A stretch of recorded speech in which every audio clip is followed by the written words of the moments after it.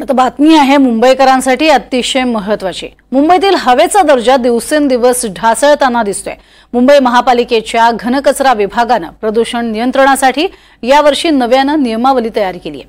विकास कामांमुळे उडणाऱ्या धुळीचे प्रमाण हे रोखण्यावरती विशेष भर देण्यात आलाय।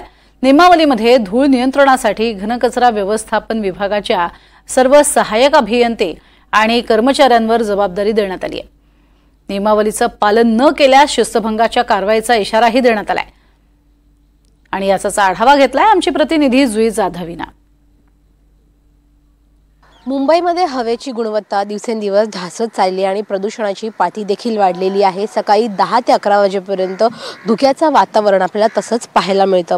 याच पार्श्वभूमीवरती मुंबई महापालिकेच्या घनकचरा विभागाने प्रदूषण नियंत्रणासाठी यावर्षी देखील नव्याने नियमावली तयार केली आहे आणि या नियमांचं पालन न केल्यामुळे नियमावलीचा शिस्तभंगाची कारवाई करण्याचा इशारा देखील मुंबई महानगरपालिकेने दिलेला आहे। नियमावलीमध्ये धूळ नियंत्रणासाठी घनकचरा व्यवस्थापन विभागाच्या सर्व सहाय्यक अभियंता आणि कर्मचारी जबाबदार असणार आहेत।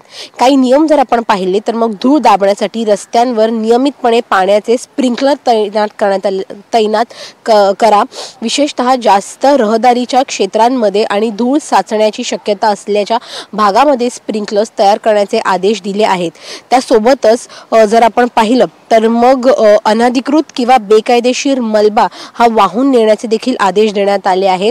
बांधकाम मोडतोड किंवा साहित्य वाहून नेणाऱ्या सर्व वाहनांना वैध परवानग्या आहेत आणि परवानग्यांमध्ये नमूद केलेल्या अटींचे काटेकोरपणे पालन करण्याची खात्री देखील करण्यास सांगितलं आहे।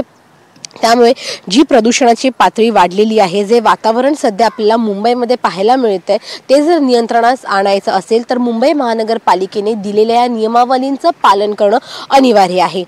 व्हिडिओ जर्नलिस्ट गौरव नाईकसह जुई जाधव, NDTV मराठी, मुंबई।